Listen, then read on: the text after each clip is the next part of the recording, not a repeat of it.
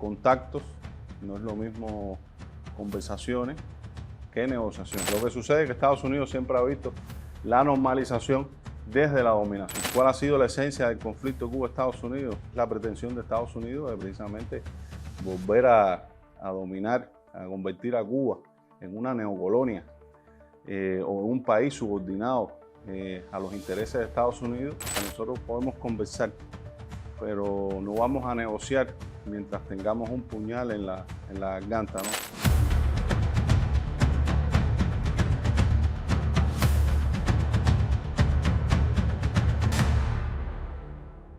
Yo creo que hay que aclarar los términos, ¿no? Porque a veces se confunden. Y no es lo mismo contactos, no es lo mismo conversaciones que negociaciones. Y de hecho son dos países muy cercanos geográficamente, ¿sí? No nos podemos mudar a Marte, y por razones incluso de interés mutuo, y sobre todo cuando ha sido de interés nacional para Estados Unidos, independientemente de que pueda haber un contexto de máxima confrontación, Estados Unidos ha necesitado o se ha visto obligado a sentarse a conversar determinados temas con Cuba, o de alguna manera como establecer comunicaciones o puentes de comunicación. Pero ya entrar en una mesa de negociación de asuntos que ya competen aspectos más profundos ha sido puntualmente en determinadas administraciones. Asuntos muy puntuales que han empezado por contactos, por conversaciones, y que sí se han sentado a negociar ambos países, pero un aspecto en específico que atañe a ambas naciones. Por ejemplo, pudiéramos mencionar en primera instancia en el año 1965, cuando la crisis migratoria conocida como Camarioca, en el periodo de la administración Johnson. La administración Johnson, que fue una de las administraciones también más hostiles en la política hacia Cuba, sin embargo se vio impelida a establecer contactos que llevaron a un acuerdo, que fue el primer acuerdo migratorio en el año 1965. Pudiéramos mencionar la administración de Richard Nixon, el republicano Richard Nixon, que también fue, pudiéramos decir, una de las administraciones más agresivas, confrontacionales con relación a Cuba, al punto de que, bueno, están todos los documentos después que se han desclasificado, audios que se han revelado de su administración, de cómo Kissinger, que fue su secretario de Estado, en varias oportunidades le planteaba la necesidad que había de establecer un diálogo, una negociación con Cuba, y muchas veces Nixon reaccionaba de manera iracunda, digamos, y en un momento determinado se filtró el audio con los años, ¿no? Se desclasificó, más que filtrarse, se desclasificó, y le dijo algo así como del tema Cuba, por favor no me hables más del tema Cuba, de esa manera. Y sin embargo tuvo que en un momento determinado también establecer contactos con Cuba que llevaron a los acuerdos contra secuestros aéreos y marítimos del año 1973. Pero eso previamente hubo contactos, hubo mensajes que empezaron, pudiéramos decir, desde el año 1971, y el acuerdo final se concretó en 1973. Y en el año 1974, sobre todo en el año 1975, durante la administración Ford, una administración también republicana, pudiéramos decir que se dieron ya las primeras conversaciones oficiales, pero para hablar de temas mucho más amplios, no de temas ya en este caso puntuales, como el tema migratorio o el tema de los secuestros aéreos y marítimos, sino abordar asuntos de la relación bilateral, pero simple y llanamente en una conversación, que tenía que ser una conversación, por supuesto, respetuosa, como lo fue en ese caso. Y Fidel en aquellos momentos, incluso en varios pronunciamientos, decía: nosotros podemos conversar, pero no vamos a negociar mientras tengamos un puñal en la garganta, ¿no? En ese caso era el bloqueo. No podemos entrar en negociaciones más a fondo mientras exista esa relación también de de presión sobre Cuba, que bueno, ha sido una presión, pudiéramos decir, permanente, ¿no? Porque hemos vivido prácticamente toda la vida bajo esa política, que es la piedra angular de la política hacia Cuba. Ha sido la piedra angular de la política hacia nuestro país, ¿no? Un bloqueo económico, comercial y financiero. Sin embargo, después, durante la administración de Carter, también por los distintos mensajes que se fueron intercambiando, la posición misma de Carter, que era una administración que comenzó con un discurso que no era un discurso tan confrontacional en relación con Cuba, que también habían enviado mensajes determinados por canales secretos, ¿no? A Cuba. Y bueno, en este caso las conversaciones sí derivaron a negociaciones también de temas puntuales, ¿no? Y por eso fue que se abrió aquí la sección de intereses en 1977. Es decir, fueron conversaciones que derivaron en negociaciones, en este caso, de un aspecto puntual, como fue la apertura de las secciones de intereses en Washington y La Habana. Pero se firmó el acuerdo pesquero y el acuerdo de límites marítimos. Es decir, fíjate, estos son temas muy puntuales. Pero también hubo conversaciones secretas donde también desde el respeto, es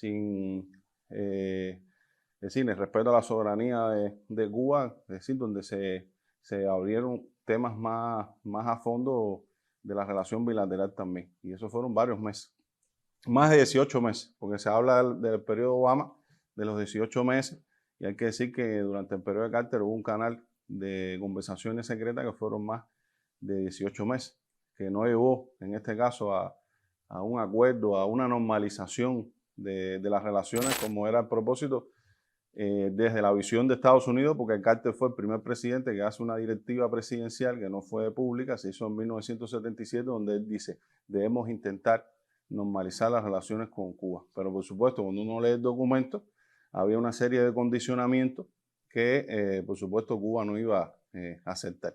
Y eso ha sido también una constante, que en Cuba, en primer lugar, siempre había una voluntad de diálogo con relación a Estados Unidos, de conversar, de intercambiar puntos de vista. Y el otro elemento que es un principio inamovible, que ha sido, fue durante todos los años que Fidel estuvo al frente de la revolución, continuó después el general de ejército Raúl Castro, yo creo que está hoy también muy presente, es que no puede haber ni la más ligera sombra a lo que tiene que ver con nuestra soberanía, tanto en política interna como en política exterior. Y que muchas veces, incluso cuando ha habido diálogo, conversaciones, no han derivado en negociaciones o en una normalización de las relaciones, precisamente porque Estados Unidos ha tratado de condicionar el avance de ese proceso a aspectos que tienen que ver con nuestra soberanía. Y eso, por supuesto, jamás Cuba ha permitido que esté en una mesa de negociación. Es decir, somos dos países, aunque es un país que es una gran potencia y un país pequeño, un principio que también Fidel siempre defendió y que seguimos defendiendo hoy, que no puede haber un derecho internacional para grandes potencias y para países pequeños, ¿no? Por supuesto que en la lógica imperial y de Estados Unidos, muchas veces cuando va a la mesa de negociación va con esa visión, pero la Carta de las Naciones Unidas es una sola, es para todos los países. Y muchas veces han pretendido condicionar el avance hacia una posible normalización, teniendo como premisa que Cuba debe supuestamente hacer concesiones que tienen que ver con su política, de cómo tiene Cuba organizado su sistema político o la política exterior. Y sin embargo, Estados Unidos, desde esa posición de fuerza, muchas veces condicionó y fue colocando estos pretextos. No se puede llegar a una normalización, no podemos avanzar porque Cuba no hace esto o no hace lo otro, ¿no? Y en los años 70 pudiéramos decir que fue obsesivo la postura también de Estados Unidos en relación a la presencia de Cuba en África. Es decir, para que haya un supuesto avance hacia la normalización de las relaciones, Cuba tiene que retirarse de Angola, tiene que retirarse de Etiopía, tiene que desistir de apoyar la causa independentista de Puerto Rico, el apoyo histórico de Cuba a la causa independentista de Puerto Rico, y sí que fueron colocando otros condicionamientos, otros pretextos. Y digo pretextos porque al final,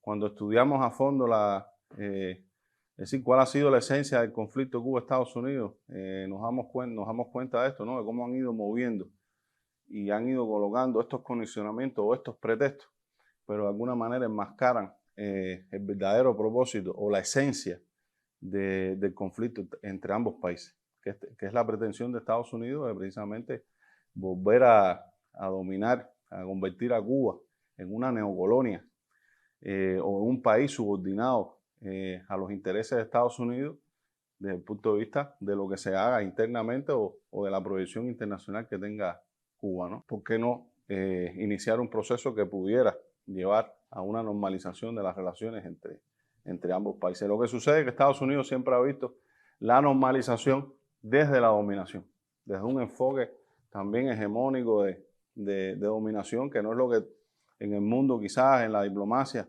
la mayoría de los países, incluyendo Cuba, por supuesto, entienden un proceso de normalización bilateral entre dos naciones, entre dos países. Esa ha sido la historia, indudablemente. Por eso podemos ver esas constantes. Y lo digo no solo, es decir, pudiéramos decir, haciendo estas reflexiones a la ligera, ¿no?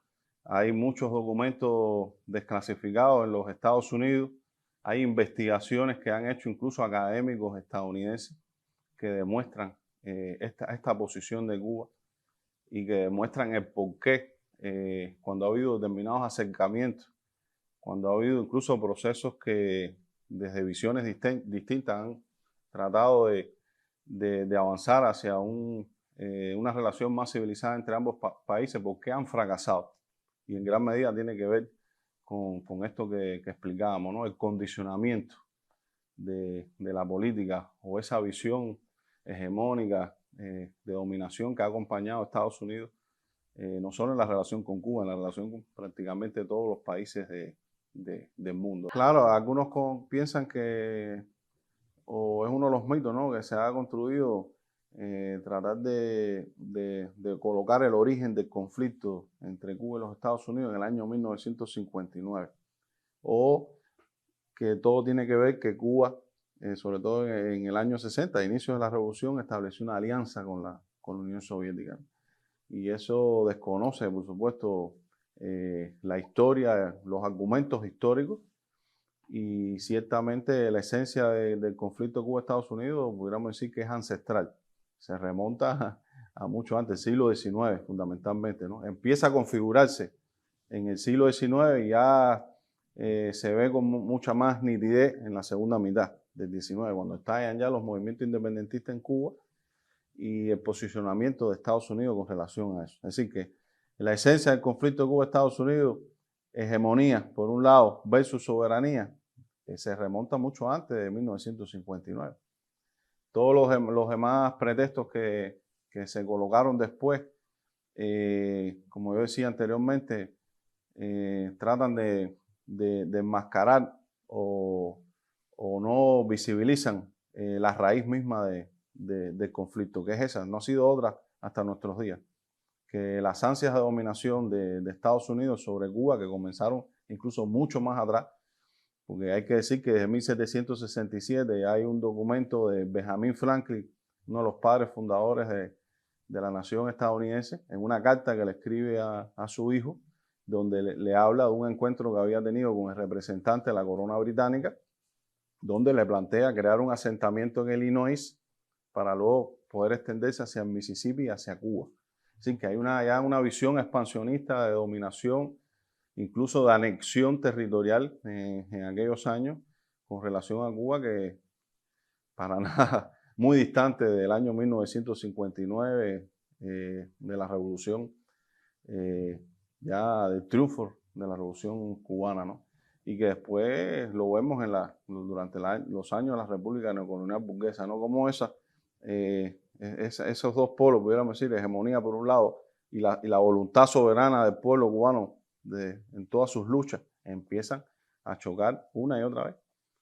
Y cuando triunfa la revolución es la clara demostración de que Estados Unidos no podía aceptar bajo ningún concepto que a 90 millas de sus costas hubiera un país como Cuba, que además lo habían mostrado al mundo como la probeta de ensayo neocolonial, por donde ellos incluso empezaron a mostrar el éxito de la doctrina Monroe, porque precisamente la doctrina Monroe a partir de 1902 se empieza a consumar con determinado éxito para Estados Unidos precisamente en Cuba. De hecho, la enmienda Platt es la expresión jurídica de la doctrina Monroe, llevado a otro país. Cuando uno lo estudia, lo analiza, ahí está el monroísmo desde el primer artículo hasta el último. Y entonces Cuba era el modelo. Así que en este tema hay un elemento también simbólico que no podemos despreciar en el conflicto entre Cuba y Estados Unidos. El hecho que por donde ellos mismos comenzaron a construir o a materializar ese monroísmo ya, o esos sueños de dominación del hemisferio occidental, que fue por Cuba, incluso como un puente para extenderse más allá, por ahí mismo, en 1959, comenzó la ruptura. Y no solo que triunfó en ese año, sino que se haya podido mantener bajo todas más de 10 administraciones estadounidenses, implementando todo tipo de políticas, buscando el mismo fin, que es destruir la revolución. Y el hecho de que no se haya logrado, por supuesto, se convierte en una obsesión, se convierte en un elemento emotivo, se convierte en un elemento simbólico para determinadas élites en el gobierno de los Estados Unidos y bueno, para todo este lobby también que se ha ido conformando a lo largo de décadas, ¿no? Es el lobby anticubano y que hoy tiene una presencia sobredimensionada en las estructuras de poder de Estados Unidos. Es increíble que 200 años después todavía se está apelando a esa doctrina que empezó siendo una visión hemisférica, pero la doctrina Monroe después traspasó el escenario hemisférico y ya no era América para los americanos, sino el mundo para los americanos. Y en gran medida todavía eso está muy vigente. Y además no de manera encubierta, de manera totalmente abierta, ¿no? En el discurso del gobierno actual de los Estados Unidos, con una proyección que va, es decir, que enfatiza mucho en el hemisferio, porque también hay que decirlo, porque indudablemente hay un momento de declive de los Estados Unidos que cada día se hace más acelerado como potencia, como hegemón a nivel internacional, y eso lleva a que América Latina y el Caribe vuelva a cobrar, digamos, siempre lo ha tenido, pero ahora con más prevalencia, es decir, un interés mayor por parte de la dominación de Estados Unidos. Siempre recuerdo hace unos años aquel video que circuló mucho de Laura Richardson, que era la jefa del Comando Sur. Volvamos a ese video, veamos lo que ella dijo y cómo está hoy poniéndose de manifiesto, ¿no? Se agudiza ahora con esta administración, pero viene de administraciones anteriores, ¿no? Una especie así de repliegue, pero repliegue en el sentido de ganar fuerza, supuestamente desde lo que consideran y siguen considerando su traspatio, su zona de influencia bajo esa lógica monroísta, pero que, insisto, no solo es para el hemisferio, es decir, siguen apostando al mundo, para los americanos.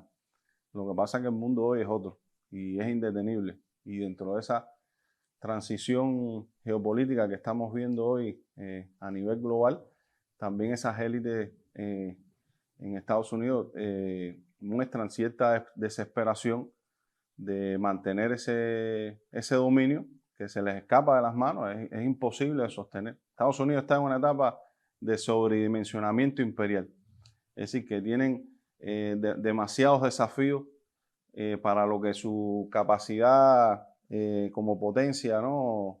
De poder enfrentar en función de sus intereses. Por más que se esfuerce, ¿no? Por más que se esfuerce, es imposible. El auge de China a nivel internacional, eso es indetenible.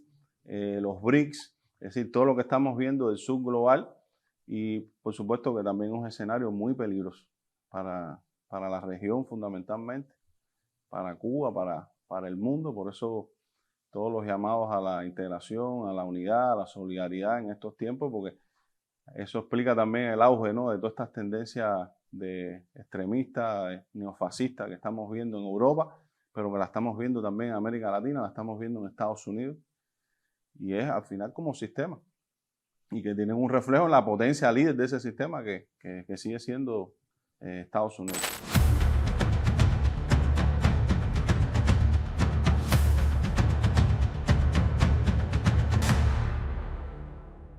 Estados Unidos, pudiéramos decir, y la élite y el gobierno de los Estados Unidos, aunque se trate de mostrar otra imagen, realmente está en una posición, pudiéramos decir, contra las cuerdas, ¿no?, tanto desde el punto de vista interno como desde el punto de vista internacional.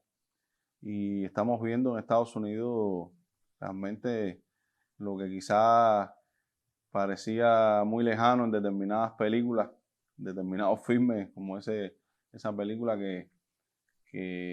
bueno, que se produjo recién de la guerra civil, y estamos viendo fenómenos que se veían en estas películas como algo ficcionado, y sin embargo está hoy más presente que nunca en la realidad de Estados Unidos, ¿no? Todo lo que ha ocurrido en Minneapolis, bueno, las encuestas que se han hecho en Estados Unidos que muestran los índices de popularidad del presidente de los Estados Unidos, cómo han ido aceleradamente en caída.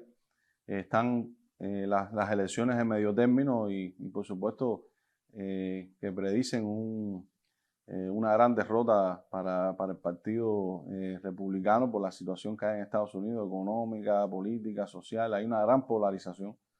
Es decir, Estados Unidos está en una situación realmente compleja, difícil a lo interno, y Estados Unidos, incluso como potencia, es una potencia decadente, cada vez más se muestra, y simplemente hay que comparar, ¿no?, a otras potencias que están surgiendo en el mundo, ¿no?, por los estudios que se han hecho, y que son procesos realmente irreversibles, ¿no? Y no hay manera de detener esos procesos. Por eso es que se apela a la fuerza, y por eso se apela a la militarización, por eso se apela a esta violencia, ¿no?, que estamos viendo, y a romper todas las reglas del orden internacional, porque ese orden internacional ya no le es factible, se construyó a imagen y semejanza o en función de los intereses, sobre todo de ese hegemón, y hoy no le resulta, no le da crédito alguno. Ese orden es un orden que no le representa nada, y por eso vemos esa postura también de apelar a la fuerza, a la violencia, al irrespeto a las leyes, al derecho internacional, a la Carta de Naciones Unidas, a retirarse de los organismos internacionales históricos. Y bueno, no queda otro camino que configurar también desde el sur global un nuevo orden internacional. Se teme muchísimo, sobre todo incluso en el orden financiero, y las propuestas, es decir, la hegemonía del dólar, que es fundamental también, es un proceso hoy también amenazado, y que representa mucho, ¿no?, porque fue parte de cómo se configuró después de la Segunda Guerra Mundial el orden el global, bajo la lógica de la dominación fundamentalmente de Estados Unidos. Podríamos hacer analogía, pudiéramos decir, pero no hay un momento que tú puedas reproducir exacto, porque son contextos distintos. El mundo también es otro, las realidades son otras, tanto en Estados Unidos, en América Latina, el contexto también nacional en Cuba, ¿no?, la evolución histórica, aunque hay cosas que sí son elementos que perduran en larga duración, ¿no? Pero ha habido momentos de mucha tensión. Podríamos pensar en la crisis de octubre, en el año 1962, donde no solo Cuba y Estados Unidos, sino el conflicto entre ambos países casi se convirtió en un conflicto, bueno, de hecho se convirtió en un conflicto a escala mundial, y que podía llevar a la desaparición incluso del mundo, ¿no? Estuvimos al borde del holocausto nuclear, ¿no? Fue un momento así. pero de ello era otro contexto también, era otra situación, había otro mundo, existía el campo socialista, por ejemplo, era la bipolaridad y bueno, el mundo de hoy en el sistema de relaciones internacionales también es otro, pero también pudiéramos decir, si pudiéramos hacer una analogía, lo compararía con esos momentos como el año 62 o en el periodo de la administración Reagan, que también fue muy peligroso en el caso de la relación con Cuba. Un secretario de Estado decir, bueno, deme la orden y convierto a Cuba en un parqueo, y que llevó también a reforzar toda la concepción defensiva del país, la guerra de todo el pueblo. Es decir, ha habido otros momentos también de escalada, pero este tiene una singularidad propia, ¿no? Y ciertamente ha habido, sí, ha habido prácticamente las relaciones entre ambos países han ido deteriorándose cada vez más, lamentablemente, porque partimos de un momento que también marcó cierto parteaguas, que fue el periodo de la administración Obama, ¿no? Y en aquel momento muchos decían, bueno, quizás esto es irreversible o, o no hay manera que pueda retroceder, y sin embargo la historia ha demostrado que mucho de lo que se logró en aquellos años fue totalmente destruido, aunque hay cosas que todavía permanecen, y sobre todo yo diría que lo que sembró ese momento, ¿no? Eso es imposible de destruir, ¿no? Porque mostró que era posible un camino distinto hacia una relación más civilizada. Pero ciertamente es un retroceso muy, muy particular. Una agresividad llevada a la máxima expresión. Yo creo que nunca se había visto, eso sí, desde el punto de vista del bloqueo, ¿no? De cómo implementar ese bloqueo a nivel quirúrgico, como se ha venido haciendo, a nivel de una persecución realmente muy, muy detallada de cualquier elemento que puede convertirse en un ingreso para el país, y tener muchas agencias de Estados Unidos en función de eso, gastando millones del contribuyente de los Estados Unidos, ¿no? Por supuesto. Y el personal dedicado a eso parece algo, realmente lo es, algo maquiavélico, y realmente no. Pensamos que en ese sentido, eso sí, no sabía, por lo menos en la historia, a ese nivel, no se había visto en cuanto a la asfixia, ¿no? De hasta dónde llegar la asfixia a todo un pueblo. Porque ahí sí no importan los derechos humanos, no importa guardar la forma, es decir, ha sido de manera totalmente abierta y con un propósito. Yo siempre pienso, bueno, aquello que dijo Marco Rubio, aquel video que circuló, decía, ¿dónde está el bloqueo? El bloqueo no existe. Bueno, todo eso, cuando tú coges las intervenciones que ha hecho el presidente de los Estados Unidos y las propias intervenciones de Marco Rubio, es casi para poner aquel discurso y poner esto que estamos viendo hoy. Y yo creo que ahí todas las caretas caen al momento. Y es imposible sostener un discurso de que el bloqueo no existe. Es totalmente falso. Y yo creo que también queda a las claras de que a Estados Unidos no le interesan ni los derechos humanos. Todo ese discurso, todos esos pretextos que se han construido a Estados Unidos no le interesa. Porque estamos viendo cómo se violenta el derecho humano a la vida, es decir, de todo un pueblo. No es el gobierno, como también trataron de convertir en un argumento, ¿no? El bloqueo no es contra el pueblo de Cuba, es contra el gobierno. Solo lo manejaron en el discurso. ¿Qué van a decir ahora? Porque ahora es algo que está más que claro, que es contra la vida cotidiana de toda una nación, de todo un pueblo, incluso hasta contra el sector privado, porque en un momento determinado dice, no, tenemos que incentivar el crecimiento del sector privado en Cuba, bajo la lógica, por supuesto, de atacar, de minar la revolución desde adentro. Bueno, ¿dónde queda ese discurso? Porque también afecta grandemente, fundamentalmente, al sector privado también en Cuba, ¿no? que lo entendemos como un sector dentro de la lógica de nuestro socialismo, lo hemos aprobado desde nuestra Constitución, es parte del pueblo de Cuba y que también apoya la economía del país, que la economía del país salga adelante. Bueno, contra ese sector, contra todos los sectores, porque, insisto, es contra toda una nación, contra todo un pueblo. Así que toda la retórica de los derechos humanos, que también en muchos momentos se ha utilizado en la política hacia Cuba, incluso en el periodo de Carter, el tema de los derechos humanos fue un tema que se manejó con mucha fuerza. En el periodo de Reagan, también de Clinton, es decir, las distintas administraciones insistían mucho en el discurso en relación con Cuba, con el tema de los derechos humanos. Bueno, ¿dónde queda eso? Cuba en todo caso es una garantía para la seguridad nacional de Estados Unidos. Tema migratorio, en la postura de Cuba para que sea una migración ordenada, regulada, que proteja la vida, en el tema del enfrentamiento al terrorismo, en el tema del narcotráfico, que además hay experiencias de cooperación entre Cuba y los Estados Unidos. Es decir, esos temas de la agenda de seguridad, de la auténtica seguridad nacional, con lo que Estados Unidos tiene conflictos con otros países. Bueno, en el caso de Cuba, 90 millas en sus costas, Cuba es una garantía.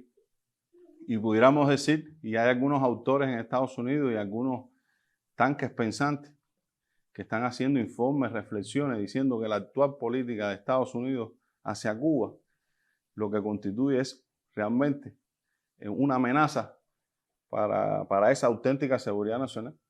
Porque si lo que buscas es implosionar a una nación, a un país, de romper con la estabilidad de un país como Cuba a 90 millas de sus costas, ¿cuánto eso puede convertirse en una amenaza para esos intereses de seguridad nacional de Estados Unidos?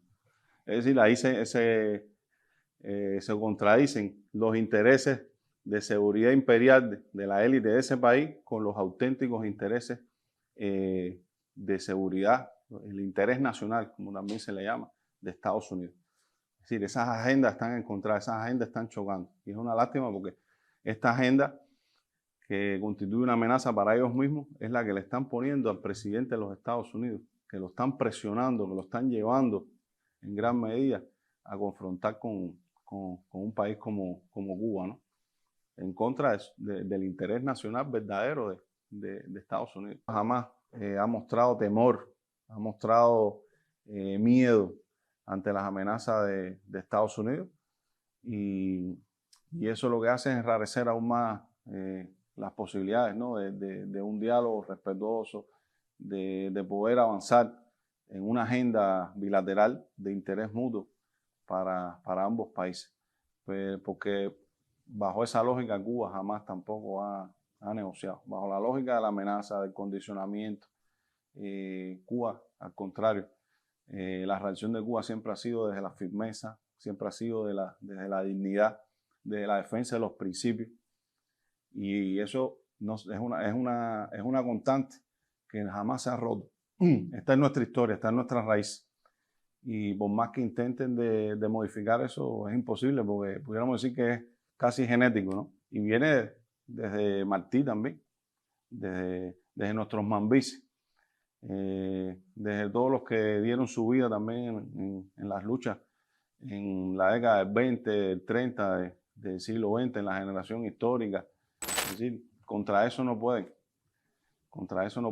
aunque siguen intentando ir contra esas raíces, ¿no? Pero al final chocan una y otra vez con esa postura de Cuba, que al final es la postura que ha permitido que a Cuba no se la traen, porque Fidel lo dice en ese video. Ese video yo creo que es más ilustrativo de que cualquier cosa que te pueda decir, ¿no? Como dice, si hubiéramos mostrado temor, si nos hubiéramos replegado, nos hubieran tragado enteritos, desde la punta de Maicí hasta el Cabo de San Antonio. Y sin embargo, cada vez que ha habido un momento así, también hemos sabido mostrando, como decía Martín también, la posición de Cuba frente a los Estados Unidos tiene que ser una posición cauta y viril. Es decir, no somos un país que amenaza, no somos un país de guerra, no somos un país de violencia, No somos un país de confrontación, somos un país de paz, somos un país de esperanza, somos un país que tiene la capacidad de negociar, de dialogar con cualquier país del mundo sobre la base de respeto, pero cuando nos tocan la dignidad, cuando nos tocan los principios, somos como un erizo, como decía también Martino, y por eso los principios jamás han sido negociados. Yo recuerdo mucho en esos años 70, en esas conversaciones secretas, cómo presionaban varias veces también, o intentaban presionar, porque no lo lograban, ¿no?, con determinados principios de Cuba en la política exterior, por ejemplo, la solidaridad de Cuba con la causa independentista de Puerto Rico. Y Fidel, en esas conversaciones, que además después lo decía públicamente, ¿no?, lo que él decía en esas conversaciones secretas, pensando en el periodo de Carter en específico, y lo que decía en el discurso público, hay una coherencia total. Él decía, mientras haya un puertorriqueño que apoye la independencia de Puerto Rico, nosotros tenemos el deber moral de apoyar esa causa. Y hacía toda la explicación histórica de Martí. Y si eso va a ser un condicionamiento para avanzar hacia una mejor relación con Estados Unidos o hacia la normalización, como hemos estado 30 años sin relaciones normales con Estados Unidos, estaremos 60, 70, 80, porque los principios no son negociables. Y con el tema de la solidaridad con África igual. Y estamos hablando de elementos de la política exterior. Imaginémonos cuando aspectos que tengan que ver con la soberanía interna de nuestro país. En esos temas somos como un erizo. Y si es bajo la lógica de la amenaza, por supuesto que por ese camino es desconocer nuestra historia, es desconocer la sangre que se ha derramado en este país a lo largo de muchos años, muchas generaciones. Y contra eso es imposible que pueda haber un avance, ¿no?, en la relación entre Cuba y los Estados Unidos. Quizás algunos países caigan a sus pies o les rindan pleitesías, ¿no? Y bueno, Fidel rompió con toda esa lógica desde el mismo 1959. Desde el triunfo de la revolución, Fidel rompió con esa lógica. Aquí los presidentes en la República Neocolonial Burguesa eran el reflejo de lo que estamos viendo hoy con relación a muchos otros países en el mundo, lamentablemente, ¿no? Los presidentes cubanos en esa república neocolonial burguesa, lo primero que hacían era ir a Estados Unidos a rendir pleitesías a la Casa Blanca o a pedir empréstitos, a pedir dinero. Y yo recuerdo siempre esa primera visita de Fidel, que fue la segunda después del triunfo de la revolución. Primero fue a Venezuela y después fue a Estados Unidos. Y Fidel desde el primer momento dijo, bueno, esto rompe toda la lógica, aquí estamos, pero no venimos a pedir dinero, venimos aquí de alguna manera para mostrar nuestra voluntad de diálogo, pero para explicar que esta revolución es verdadera, que es auténtica y que por supuesto el camino ahora es distinto, ¿no? En la posición de Cuba en relación a Estados Unidos, hay mucho del pensamiento y del accionar de José Martí y mucho también de Fidel. En ese sentido también fue el mejor discípulo del apóstol. De hecho, hemos trabajado ese tema y nos impresionamos, ¿no?, cuando encontramos la cantidad de similitudes, salvando las instancias históricas, ¿no? Ese antiimperialismo, porque Martí cuando cae el 19 de mayo de 1895, cayó también, pudiéramos decir, en un combate antiimperialista. Y también llama mucho la atención cómo se adelantó en el tiempo, cómo previó todo lo que realmente después ocurrió casi de manera exacta. Y ya como en los años 80, finales de los años 80 del siglo XIX, todavía no había comenzado la guerra necesaria, ya hay documentos, cartas, donde José Martí habla del peligro mayor. Y el peligro mayor ya no era ni siquiera España, ya lo que estaba viendo era el naciente imperialismo en Estados Unidos. Y por eso él decía que la guerra en Cuba tenía que ser breve y generosa, como un rayo de luz, que no diera tiempo, como dijo después, 19 de mayo de 1895, en esa carta inconclusa, no diera tiempo a Estados Unidos a caer con esa fuerza más sobre nuestras tierras de América. Y habla del equilibrio del mundo. Y le dicen, lo había dicho ya Gonzalo de Quesada en una carta muchos años antes, dice, no solo son 2 islas las que vamos a liberar, refiriéndose a la independencia de Cuba y el auxilio a la independencia de Puerto Rico. Es un mundo el que estamos equilibrando. Hasta en eso pensaba, ¿no? Para salvar la honra de ese vecino tan poderoso a 90 millas, ¿no? Y Martí cuando cae en un combate ya, su vida, como él dice, llega a decir, ese es el sentido de mi vida, ¿no? Se había convertido en una lucha antiimperialista. Fidel retoma ese legado y en su manera de pensar, de actuar, que fue lo que permitió también que lograra vencer las políticas de 10 administraciones estadounidenses. Hay mucho del pensamiento, del legado de José Martí. Martí hablaba, o de alguna manera pudiéramos decir que su política hacia Estados Unidos, o como él la veía, que debía ser una política cauta y viril. Recordemos Vindicación de Cuba. Y decía que, bueno, que también incluso entendió que era posible hasta una relación civilizada con Estados Unidos. Pero decía, cuando había cuando hay necesidad de mostrarnos como somos, con toda la virilidad, ante una amenaza, ante una agresión, es necesario mostrarnos de esa manera, ¿no? Y eso también lo heredó Fidel. Y por eso Fidel también decía que en cuestiones de principios, como decía Martí, somos como un erizo. Los principios no son negociables. Y cuando nos amenaza, aún menos. Y ahí son los momentos en que sale a flote esa postura, ¿no? De firmeza, de dignidad, de radicalidad, entendiendo no un fanatismo, sino yendo a las raíces, ¿no? De lo que estamos defendiendo, lo que significa la Revolución Cubana, de lo que significan nuestros ideales. Es lo que está diciendo Fidel, lo que dijo Martí en su momento. Ambos, ahí hay una similitud también, ¿no? Que su posición no fue una posición fanática, no fue una posición de odio. Lo que estamos hablando son de ideales, de principios que históricamente siempre hemos defendido, que heredamos de Martí y que también de Fidel, y hoy están más a la palestra que nunca, ¿no?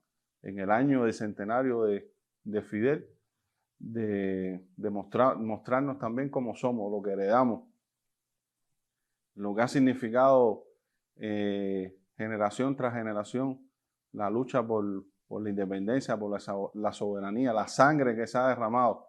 Ese concepto también y esa frase que no es una frase vacía para nada y que tenemos que retomar hoy más que nunca, de patria o muerte venceremos, y que viene de nuestro himno nacional también, es lo que significamos nosotros como cubanos, como nación. Y que el enemigo no acaba de comprender, no acaba de entender. Y por eso también se aferra, ¿no? al mismo propósito de siempre. Y por eso no ha encontrado tampoco maneras de destruir la revolución.